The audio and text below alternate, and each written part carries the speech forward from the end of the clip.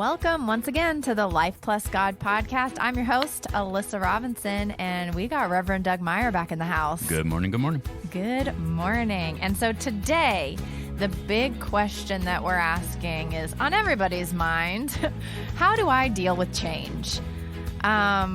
I don't know. Maybe sometimes you feel like the world is just shifting all around you, and as soon as like you're done dealing with one change, another one starts happening, and life is never settled. And I've had this conversation with my parents before of, is this what being an adult is? Because I just took care of this last thing and now a new thing has come up. Like, when does life slow down? And they were like, yes, welcome. We've all been in it for a while. No, I think there's always a thing, right? And I think the trick is managing them flowing, kind of, imagining they're on the highway, right? And there's always something. Yeah.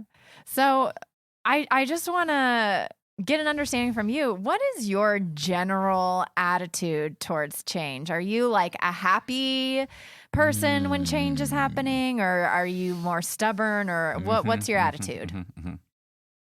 Well, I think I am a hesitant changer, cautious, suspicious. I'm sure we're going to talk about this, but there are so many different kinds of change, right?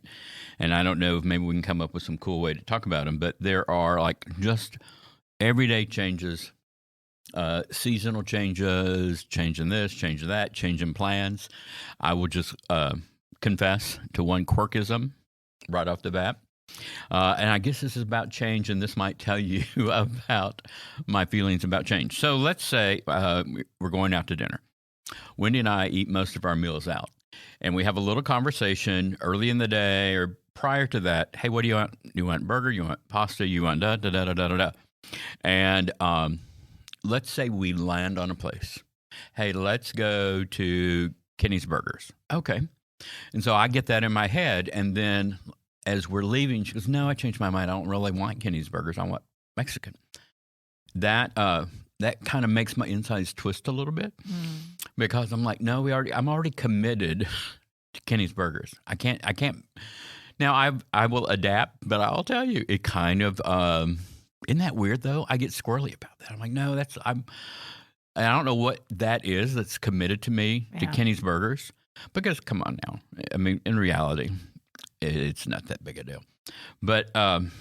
I think my attitude toward change is based on how much I got to be a voice in the change. Like if it's thrust upon me, I'm pretty like, okay, what's the deal? Why? A whole lot of why. Whose idea was it? Why do we have to, just very kind of like Inspector Clouseau kind of deal. But if I'm brought in or I'm the initiator, man, I'm all in. You can get me on board pretty quickly if you value my input, and if it's something that I can kind of, get my arms around. So, and I think that there are, like you said, there are different types of change, because the kind of change that you were describing are like maybe the daily inconveniences of change that kind of rub us the wrong way. But then there's also like the major life upheavals that you don't see coming. And honestly, for me, I think I'm better at dealing with the big things because I'm kind of a clutch player. Like when something just goes haywire in life, there's a big tragedy or all the pipes burst in my house or all of that. I'm like, okay, let's deal with it. Let's figure this out. Like we're all in this together. Let's do it. Yeah, I get that. And I'm better at that. Sure. But those little inconveniences, especially the food thing that you were talking about, like something that drives me crazy about some of my friends is we have worked together to put a plan in place of what we're going to do on Friday night. And for me, it's not about like, where are we going? There's at the last minute, they'll be like, hey, can I bring these other people too? And I'm like, no, no, because I want it. But I'm also like really big on like small group, one-on-one quality time. And for me, the picture that I get in my head is about what is this time going to be like together as opposed to what are we going to be eating? Like if they change the restaurant at the last minute, that doesn't bother me at all. Right. But if they're like, oh, turns out my family's in town, can they come? I'm like, no, that's not what I wanted this to be. That's not now, and then I'm the ass for saying, no, your family can't come, Yeah, or you get put in the, and it sounds kind of pooey pouty to go, no, you know what, I think I'm out now. Yeah. And then that creates this whole weird, I don't know if it's a power thing, but okay, well, then they won't come. And then you feel horrible for saying, yeah, no, I get that, because you get your head around, and I do this too. This is going to be this kind of time with X. Yeah. Right? So, at least once a month, I'll have breakfast with 2 really good friends. And every now and then, one of them will just one-off bring somebody else. And it changes the chemistry. It changes my vulnerability. It changes the course of our conversation. And I kind of pout about it a little bit. Mm-hmm. I don't like it either. Yeah, I kind of like shut down emotionally, and I'm like, okay, well, you're not going to get my best stuff now. Yeah. And isn't that so silly? It's like the little changes that in the grand scheme of life don't matter at all. Like, it is one dinner, be open to new people. Yeah. Like, and I'm like, but it's not what I wanted. Yeah, no, I get tantrum. That. No, I get that totally. And you're right. When I think about like great big changes, I kind of feel a little, and I'm different now than I was a long time ago. I think a long time ago, I would have really gotten twisted around about it. But after a certain amount of time, you realize that there are big changes that are going to happen that are out of your control. And the control you do have is to make a choice to, all right. And how you manage all of the crap that's spinning around you is going to have a big effect on just finding your way through it. Yeah. Maybe it's the perception of control with change, of like the reason that the little change inconveniences bother me is because I feel like I'm supposed to have some control and you don't. In there, and I don't. But like the major life things that, like being in a tornado, obviously I have no control over that. There's nowhere to place blame on that. Like it's just a major change that's going to happen right then and now, and you got to deal with it. Here it is. It's like, oh, I don't even have the perception of control here. Like there is I'm not kidding myself at all. Like you just got to deal with what life gives you. But it's those things that you're like, I should have control over this. And then you don't. Or you thought you did and somebody else trumped your control. Yeah. So I'm thinking of last year. When was the big ice apocalypse thing? 2021. Okay. So we made it through it. I mean, we had lost power and all that, and that's cool. But we didn't think we had any damage for like 2 or 3 days after the power was on and everything was on. And our house is kind of divided, like our main living area, and then down this little hallway is another bathroom and a guest room, which we hardly ever go into. For whatever reason, I walked in there one morning to 2 inches of water everywhere in the room. And it had, as I backed out, I noticed, it was in what I call my little art project room, all over the floor in there. And then I looked down at my feet, and it had come under the doorway and was under all of our hardwood floors. And, it's one of those things that is so big. Suddenly in the moment, I was just like, well, this is crazy. And I kind of felt like just shutting the door. Well, that was going to be my next question. Like when because this sounds like running away from change of like, I'm just going to pretend I didn't see that. Wet water. Let Wendy find it a day or two later and go, oh my gosh. Yeah. So when you do see change coming, is it your natural tendency to run toward it or run away from it? I think, change coming again, I think we're going to just keep qualifying them as, so let's make up, it's a big change maybe. That you can see coming. Yeah. I begin to learn up, like I study it. And I like, for instance, here I am, 64. I know I sound much younger, but, so the drumbeat of, things like in our world, like Medicare and retirement and all that, I hear the drums beating. And in fact, even I was late up here because I was talking to somebody in the hallway about Medicare. And he said, well, you better start finding out about it, but because and so there's that little voice behind me that goes, somebody's going to take advantage of you if you don't learn everything you need to about that.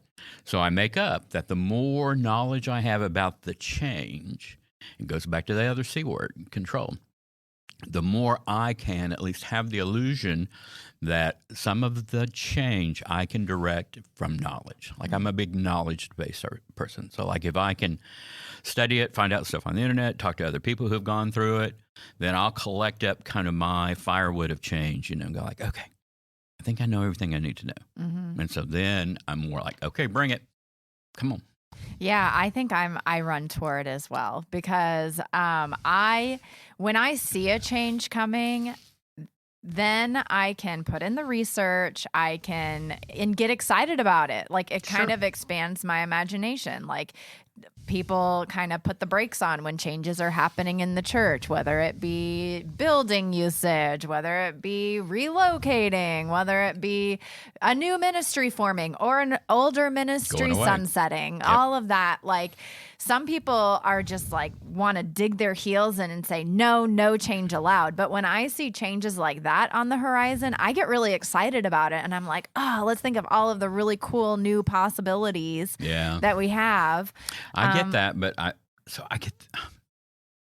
so let's say you run, I will say I walk, and sometimes walk quickly, because I'm also a real nostalgic, and I kind of have the big tape playing in my head of like the good old days, and I'm also suspicious of some people who want change, and why do they want it, and what's that about, and what's the spoken objective and what's the unspoken objective and all that, So sometimes I probably spend way too much mental energy getting wrapped around the axle on it.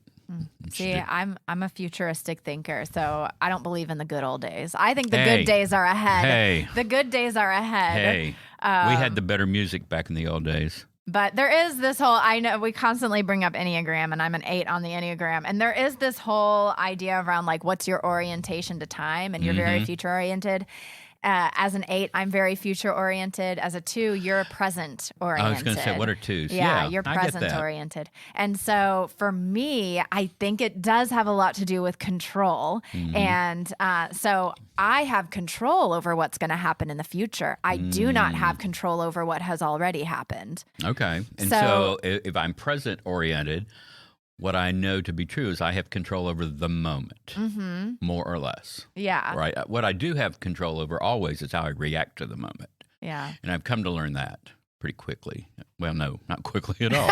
I have come to learn that over 64 years, probably 54 of which, I was kind of began to realize what day it was. But well, let's get in some of the specifics of like what you've learned about change in your lifetime. So what are some of the biggest changes you've experienced? And that can be positive or negative. Yeah. And how did you cope? Yeah. So that was an interesting question. You gave me a heads up about that the other day, and I started thinking about it. And so, I had a pretty idyllic projected traditional life all the way up through high school. I did the college thing. Right out of college, got married, which back in 1980, that was what you kind of did here in the South. And learning to live with another person was a change that I don't know that I really had the maturity yet to do. And that was, so that's one. Parenthood, woo, doggy. So we had have a daughter, and then 2.5 years later had twin boys, and it was chaosville, and a lot of just poo flying, a lot literally. And then one of our boys got really sick, and so a lot of chronic illness issues, and that caused a lot of financial issues and marital issues, and in I don't know, now about 20 years ago, I had stage 3 cancer, prostate cancer. That was probably, I think I'll put that down as the biggest change that came out of the blue. And it had all sorts of emotional baggage to it. I was really angry for a long time about, kind of what the hell? Prostate cancer is nothing. You don't get it by smoking. You don't get it by overeating. You don't get it. They have no idea how you get it other than bad genes. It's usually genetically transmitted, So thanks, Dad. Thanks, Grandpa. But it affected so much of who I was, and prostate cancer affects pretty much, I'll use the phrase your manhood. And I resented that, it was real involved. It was, big surgery, big recovery, physically and emotionally. It caused a lot of stress at our house. And I don't know. I look back at it now, and I appreciate the fact that I'm alive. There were times early on, because just to be real honest with you, it affects your ability as a man to have an erection, you're incontinent for a while. And it probably is like a big hit to your confidence and self-esteem. Oh, absolutely. And everything that you've seen yourself as. Prior to that, those were big players in my life, so to speak. And nobody gives you the psychological help to process that. There aren't groups, at least there might be now, but back then, Well, it's because it's all focused on your physical well-being. Like, first and foremost, let's make sure you survive this, know? And that's where we're going to put all of our eggs in that basket. Forget about everything else. Put everything else on the back burner. But at the same time, like, this whole psychological, crisis is happening within you that you're just putting on the back burner, trying to make sure that you survive this. Right. Yeah. And I asked for that. I told my surgeon, take whatever you have to take, help me stay alive. And he did. And it's kind of funny now. It wasn't funny then. So you have follow-up appointments pretty regularly. But my surgeon was great about the medical, but not the mental. He did not. Anytime I would start talking about depression or any of the other symptoms I was having, he would begin that slow walk backwards out the door and say, well, here, you might want to call these people. And at the same time, my, I'm going to say male ego, and maybe female egos would react similarly. And I think maybe they do in different cases, but I didn't know. I felt some shame even that, hey, you survived. Why are you worried about this other part of your identity? And just be grateful. You should just be happy you're alive. Yeah. I heard that a lot. And I wasn't. There were some times that I was like, well, the hell with all this. I would rather have that and, die in 5 years. That was pretty short-sighted, but it was real. So I had some issues with depression coming out of that. So we'll put that up. And then right underneath that was probably the ending of my marriage. And we wrestled with that for a long time, meaning like 5 years of counseling. And, we're both professionals, both well-educated. But our education couldn't fix that. There were parts of our marriage that just were broken. And there came a point where we neither one had any longer the interest or energy to keep trying to fix it. And, that too was kind of weird because like our kids, when we told them, we're looking for a bigger dramatic reason.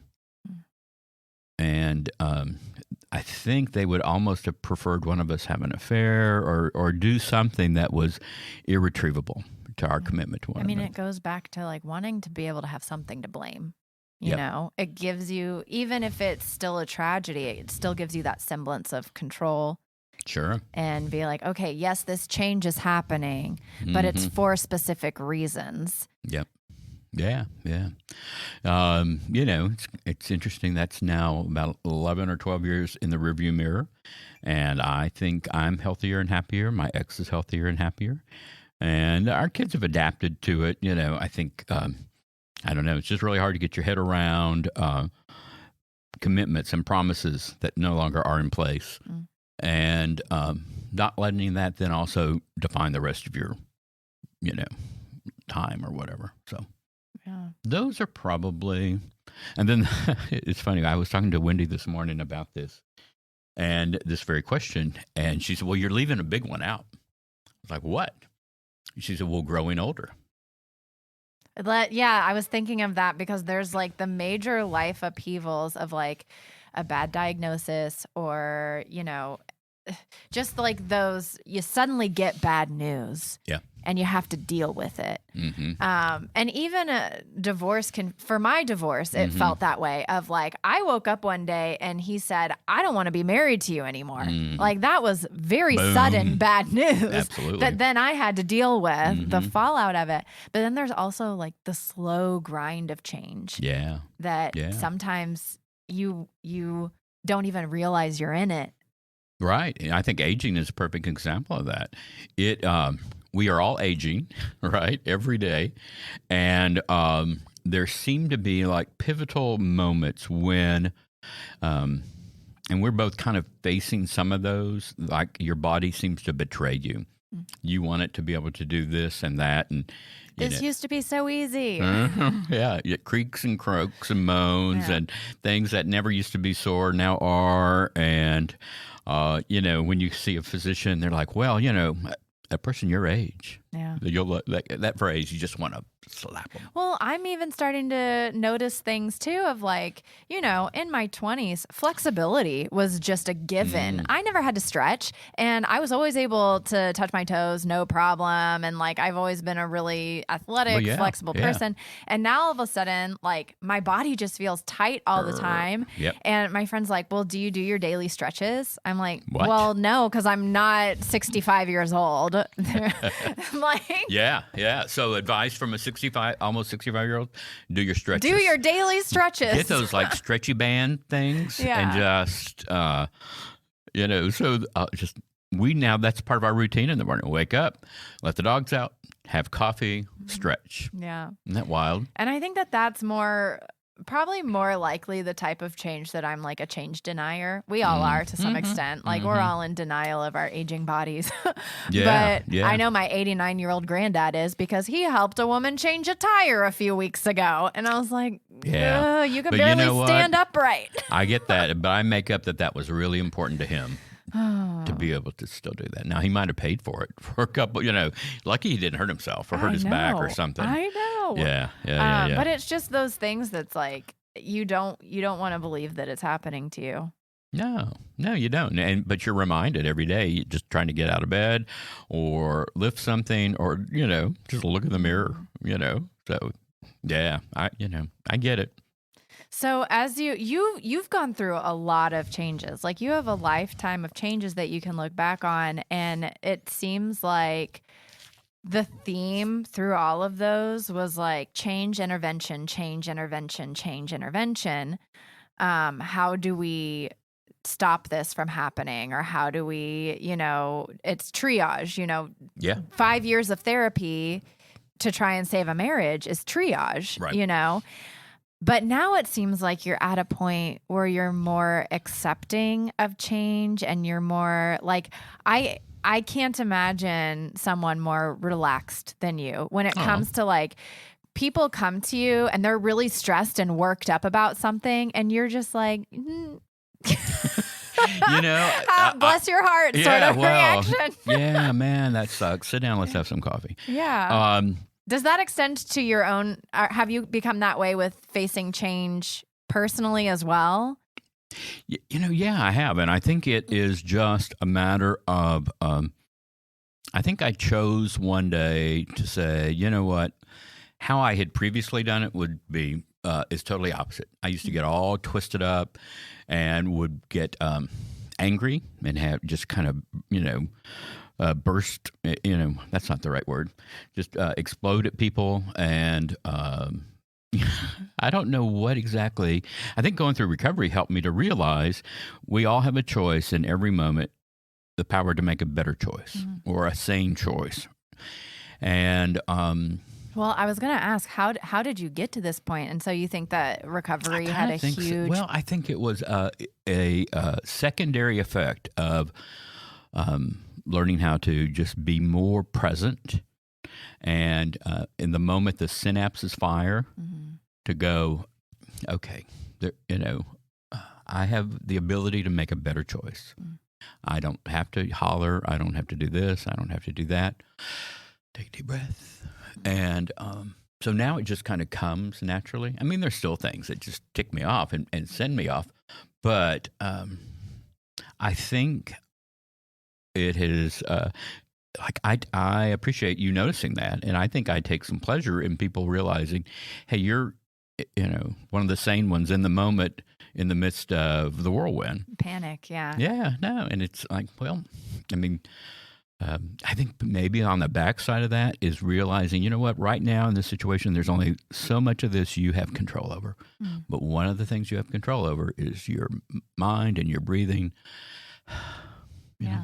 Well, and I want to learn from you, like how do you stay open to change? Because as I am getting older, I think that in your 30s and your 40s, you start to see like, oh, there is an end, and your 20s, you're invincible.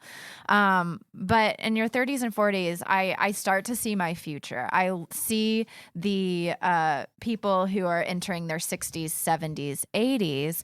And there are certain characteristics that you see in people that you're like, oh, I don't want to be like that. Yeah. I don't want to be the angry older person who's just constantly resistant to change and stubborn and just like stewing all the time. And I think we all have examples of that person in our lives, whether it be someone in your family, someone that you're tangentially associated with. And I so badly don't want to be that, but right. I don't think that we're not really taught how not to become that. My grandmother was such a beautiful example of somebody who's like just always stayed open to right. change. And she like loved learning from young people. And I'm like, oh, I want to be like that. I want to be the person who listens.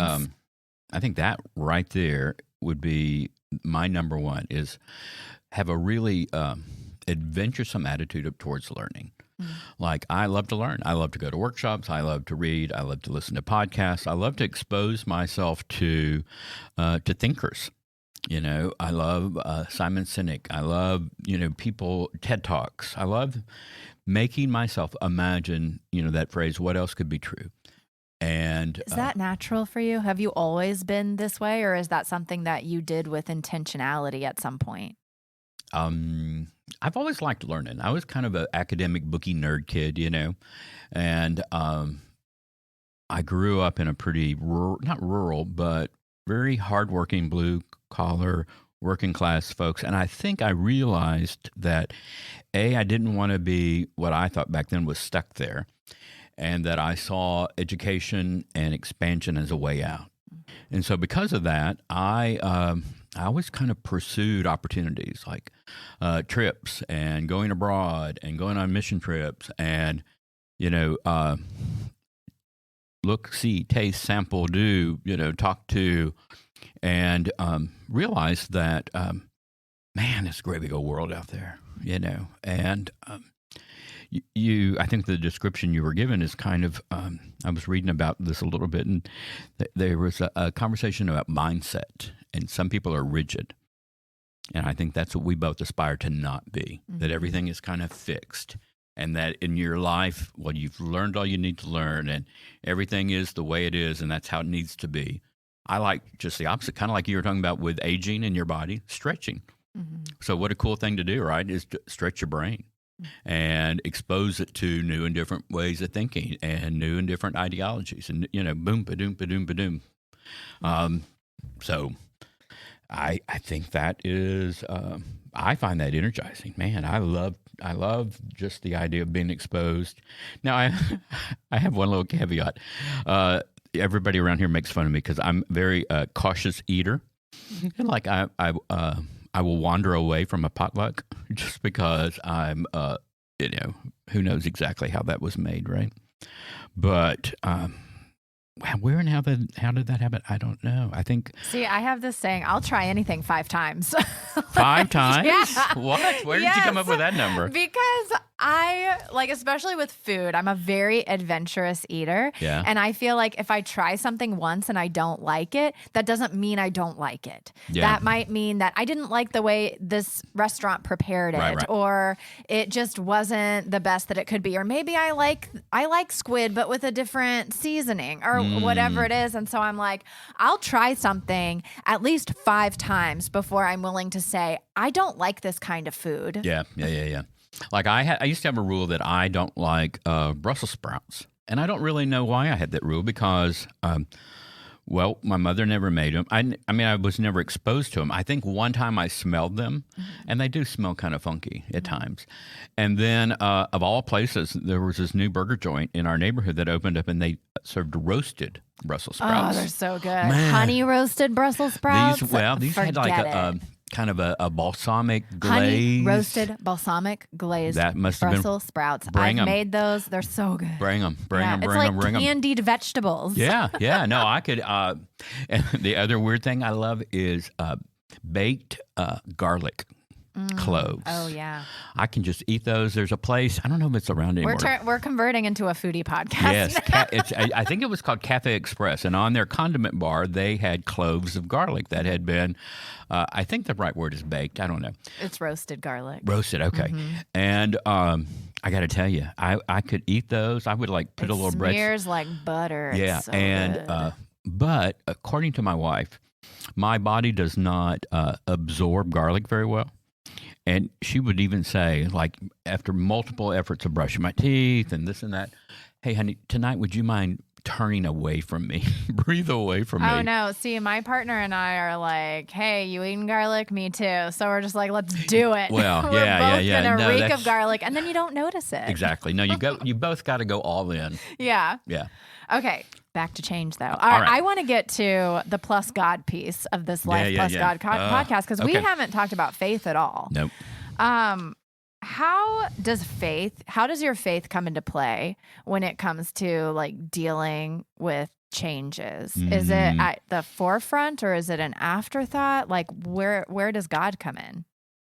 Yeah, that's a good question. I think I make assumptions that God is always in and with me and in and around everything. So I will at times kind of, not always right at the very beginning, but somewhere in, let's just say in the tumult of change, like it's a hot mess change, realize that I have not prayed about it or I haven't. And for me, praying is just not, hey, God, fix this change, but God, where are you? And what do I have to learn in this change? And that brings some sense of, hey, whatever this is and however this is going to turn out, it's going to be okay. And so, like I'll go back to just real quickly, the whole cancer diagnosis. I really raged at God for a long time because I was like, hey, man, I'm worked for you. I'm on your team. You're doing me wrong on this. And I'm really kind of ticked off. Yeah. And I'll get back with you later. Yeah. I even had one person, this just shows you how sick some people's theology is. They said to me, hey, you know that's your cancer is a reflection of unresolved sin in your life. Oh, yeah. No, I went off on that person and said some things I can't say on this about that and that God. And I think pretty much that ended our friendship. But, I don't believe that in any way, shape, or form. I don't believe God gives people cancer. I do think in my anger, I thought somehow God would protect me from it. And I also don't think that that's an aspect of God's identity. But nonetheless, for me, my faith is also community, is reflected in having people around me who are just there, just show up. And sometimes they don't have to say anything, just other than, man, this sucks. This is hard. Or can we walk together?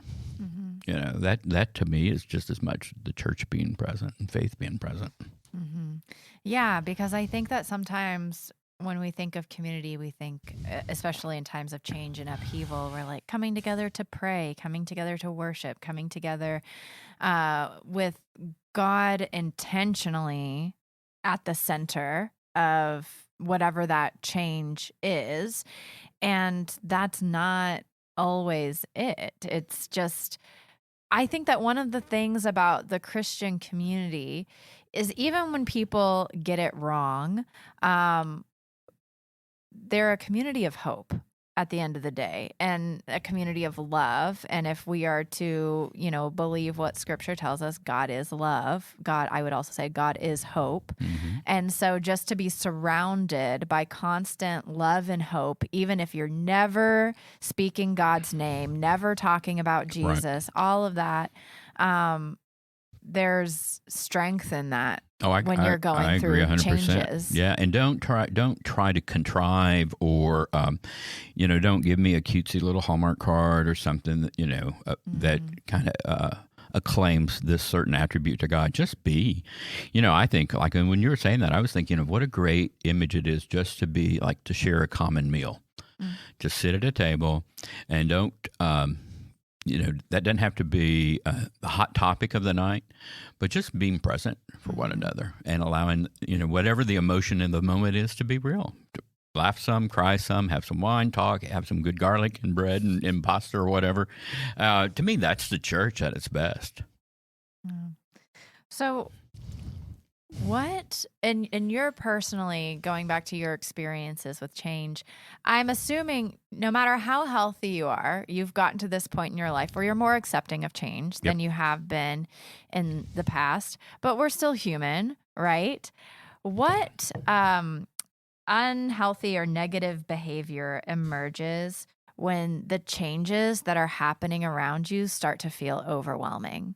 What is I have no idea what you're talking about. What is your go-to destructive behavior? I run marathons. I fast. All right. So how long do I have? So I've kind of done. Let's see. The most destructive food for comfort. Like, man, I can knock out a gallon of Bluebell, nothing flat. Chips and salsa. Over drinking, that was a big one that I think that came hot and heavy after my divorce. And matter of fact, that was the very first thing when I started seeing a therapist after my divorce, or like in the middle of it or something. He had me do kind of an inventory of everything I ate and drank and did during the day. And he looked over that and he said, "Okay, I need you to stop drinking today." And I didn't really have a consciousness that I was doing that. The other thing I would do was over-medicate with non-prescription medications to help me fall asleep. And, in my mind, well, it's not bad because they're not prescriptions. But like if I went through a spell for a long time where I couldn't sleep, so I would double the dosage of like NyQuil. And then do you ever take NyQuil? No, not often. I would have to be in dire straits to take NyQuil because it'll leave me groggy for like 14 hours. Yeah, exactly. No, I didn't know what to name it, but basically I had that grog head at least till noon the next day. And I just walked around. I'm sure I was useless, really. But I think your question was, say your question again. What negative behavior emerges within you when the changes start to feel overwhelming? Yeah. I guess mine are mainly food. I'll pull a pretty big isolate on you too. That's what mine is. Yeah. I'll kind of go cave and just don't want to do, don't want to be, because I'm real bad at faking it. And feeling the need to fake it. Like I have to be all happy clappy for you. And so my only way of knowing I'm safe from that is just to pull away from you and just go home, be home, and hide. See, I'm the opposite. I don't feel the need to fake it. And so when I'm around people, I'm just ruining everybody's good time. And you're kind of wishing hey, Alyssa, fake it just a little bit for us. Home. No, but I do. I isolate. I pull away from people. I am very honest. Like there were, when I was dealing with one of the big changes is my grandmother, her death, and I did not deal with it well. I'm still not dealing with it well. I think that grief has kind of taken, I mean, if there's a good way or a bad way to grieve, but I think that I tried to ignore my grief for a long time. And it is, as a result of that, it is constantly emerging in unexpected ways. And, but like when I go to church and people are like, how are you doing? I'm like, I am depressed. Like, I'm very honest about it. Yeah. And then I'm like, and I am taking no questions at this time. So see, I admire that because I pull just the opposite. I put on the answer that I think you want to hear. And so I'm kind of betraying my own emotions. And then I'm really ticked off because I'm like, why didn't you just tell them the truth? Well, see, and that's why I end up isolating though, because people think that my honesty is an invitation of like, oh, let's bring it in for a hug. Let me help. Let me do this. Let me do that. And I'm like, no, I'm telling you this so that you know I'm atomic right now. Like, back up. And so sometimes it's easier just to stay home. Yeah. And not deal with the puppy dog eyes. Well, that or to get just BS platitudes from people. Yeah. You know, ugh. Yeah. Nobody wants that, I don't think. It was so funny. I had an incident at church just last week where my grief popped out in an unexpected way and I cried in front of a room full of strangers, which is my worst nightmare. Oh my. Worst nightmare, dealing with change. And someone came up to me who I hadn't met and they were like, I just want to tell you how brave you are and how much that meant to me. And I was like, okay. And then he was like, I know you're not going to like this, but I'm coming in for a hug. And I was like, I said out loud, I said, I bet you're not. And I like put up my hands and was like, no. And then my best friend swooped in because she knows me. And she's like, this girl does not want to hug right now. Get back, Jack. And she swooped in and she was like, she doesn't want to hug. And she was like my personal security guard. But it's this, when I'm dealing with changes and I'm, diving into my most negative behavior, I really do. I'm vicious. Like I am not hiding anything. It's the opposite of faking it. Like you said, maybe fake it a little bit more. But I become like intolerable to be around. Wonder what that's about. I don't know. Ask my mom. No. Shame you don't know a therapist. Yeah, but I'm not great in therapy either. I've learned because I try to be too strong. It doesn't feel maybe not anymore because we were teasing the other day about how easy you cry now. So I know. Could be nightmare. Why do you think the royal we are so scared of change, even if it's positive change, even if we see something good coming? We just want things to stay the same. Yeah. Why is that? I think it goes back to the big C word, control. I think there is just an apprehension about what's in it for me. Where am I in it? Am I going to be included or excluded? Yeah. And I like what I like. I like my little nest. Don't come jack with my nest. Like, even if things aren't good right now, at least I know what I'm dealing with. I know my bad. Yeah. I don't know what might be even, worse coming down the road. But you're right. I think, I don't know. People would much rather know the yuck than get challenged to move. And maybe I think it goes to mindset. Again, people are energized if they think it could get better. But a whole lot of negative naysayers are like, oh, man, you think it's bad now, right? How many times have we heard that? It can get worse. It can get a whole lot worse. Yeah. Yeah, we kind of pull on what's that Pooh character, Eeyore? Yeah. Oh, well, yeah. So going back to the faith conversation, what do you think is the overarching message around change in Scripture? If we were going to look thematically, because there's a lot of stories of change and adjusting and reconfiguring in Scripture. So if we were just to go Genesis to Revelation, what's the pattern that we see about how we can deal with change?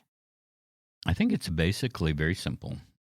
No matter where you are and what's going on, God is present in the midst of it. And it's kind of humankind's ebb and flow, closer to and away from, and come back to and go away from, and come back to and go away from. And it's kind of like when we come back, God saying, I'm still here. Told y'all, wasn't going to run off. And we, go do our thing and come back and we get lost or whatever is the travail, right? And the rock in all of that, the constant in all of that is however you create in your mind our Creator, God's present, manifested in all sorts of ways, whether it's the universe or community or creation, that God's presence is always available to us. What are some specific stories from the Bible that kind of highlight this theme? Well, I think, there were the Hebrew people, the big exile, and 40 years they wandered in the desert, and there's all sorts of different stories throughout that of people who would blame this or that on God, get mad, go away, and come back to find out that they were the ones that moved. What's that saying? When you move, look around, it's not God who moved, or something like that. I've never heard that before, but sure. I might have just made it up. I don't know. And so then Jesus comes along, and the way I image Jesus is God sent Jesus as our tutor. Like, okay, they are not getting this right. They need, a substitute teacher to come in and kind of shake them up. And there is... and Jesus himself was changed that we all exactly. had to deal everything with about too. Everything about Jesus was changed, Yeah. So knowing that you were going to probably ask this, I looked up some different Bible verses. And I think actually Paul is the author of all of these, which is unfortunate. But why is that unfortunate? Well, because I'd like to have more than one author. I'd like to be able to quote more than just, and Jesus said, but Paul said, I'm going to read this in churchy language, and then we can talk about it in everyday language. Do not be conformed to this world, but be transformed by the renewing of your mind. That is, that's an energizing phrase for me, because I really like that imagery of that kind of conformity versus transformation. And I think so often we're all about conformity when Jesus came to bring about transformation. I think that verse has been misinterpreted a lot too, or in my mind, the way I interpret it has been different, because I think that some people, when they say do not be conformed by the patterns of this world, think don't let the world change me. Oh, sort of thing. Like cultural. It's like the secular versus Christian of like, I am unmovable and don't let this world tell you how to be. Yep. But then they focus on that front half and not the back half of transformed by the renewing of your mind, because that requires change. Yeah. No, you're right. I had a lady not a couple of weeks ago kind of go off on how she's kind of just bad-mouthing contemporary churches, our church or whatever, that would conform to whatever is, popular now. And it was all around different, understandings of identity. The fact that we speak English in church means we conformed to what was popular because the Catholic Church was very against that. Yeah. I guess when I read it, I think about conformity in like abuse of others or consumption or hatred or I don't know why, but I've always thought of that as the negative side. Don't conform to that, but be transformed, think differently because of Jesus. Well, because the patterns of this world that we see across all cultures is like fighting for power, fighting for money, fighting for resources. Like it's just us versus them mentality. And it's saying you can't live that way. You can't conform to that pattern. Right. We have to be transformed. So it's I've always loved that verse too. Yep, I do too. Yeah. There's another one in 2 Corinthians 5. Therefore, if anyone is in Christ, he or she is a new creation. The old has passed away. Behold, the new has come. I like that in that maybe I like it because it plays into my understanding of Jesus coming to bring new ways of thinking, new ways of doing, new ways of loving, caring for, that kind of thing. End of list? Yep. Okay. I was waiting to see if you Dramatic were going pause. into another one. No, that's it. So how do you think the church historically, we kind of touched on it a little bit, but the church historically has addressed change or leaned in or away from change? Yeah. Well, that's a good question. I think, broadly speaking, the church, too, has been the last person in line for change. I think it has been very hesitant. If I believe that the church is basically the people who come together to be the church, they're directive of the bureaucracy of, church with capital C, that they are slow adapters and are leery and weary and suspicious, kind of like I am, of others' motives and why are we doing this? And it's always worked out just fine. And to go to our conversation just a second ago, hey, you're conforming. You're too much conforming to the world. And there is a reticence to do that. There's just a real, somehow that is bad. And because of that, I think the church has always been a foot dragger. Yeah, it seems like a lot of the conversation around that is getting caught up in like how we're doing what we're doing, of like the contemporary versus traditional worship services, and mega churches that have scandals because of sex or drugs or money or whatever, name it. Right. People look at that and see what happens when you conform to the patterns of this world. And if everything was just more traditional, more, and this idea that traditional is sacred, but then also when we refuse to change, the church becomes obsolete and it's not relevant to people today, which makes sense to me too. So it's just like this constant tension, but it's all about how we're doing, how we're spreading the message of Jesus, how we're worshiping God, how we're doing these things, as opposed to asking the question, like, why are we doing this? Like, who is this for? And how, like, it, I don't know. We just get so caught up in the mechanics, as opposed to the message itself. Yeah. I wonder what that's about. I'm thinking of all the huge historic changes, like even, going back, it wasn't that long ago that it was a big deal for women to be ordained, women to speak, women to teach in church. And, basically that grew out of some misunderstood or misaligned scriptures of what Paul had said. And so was that fear? Was that, no, if we change, we're not going to really adhere to what Scripture says? And then, the counterside to that would be, well, do you have the corner on the market of interpreting Scripture? And I think that's going to continue to be the thing that people fight over for years to come, is who is the most right when they read the Bible. And I guess I'm at the point now that I find that so weary that I what I see when you do that, or not you, but people do that, is the hypocrisy of picking things out, and they use their understanding to work for them, all the while they're not aligning with other things. So I don't know, but there are churches who set examples of being dynamic in change.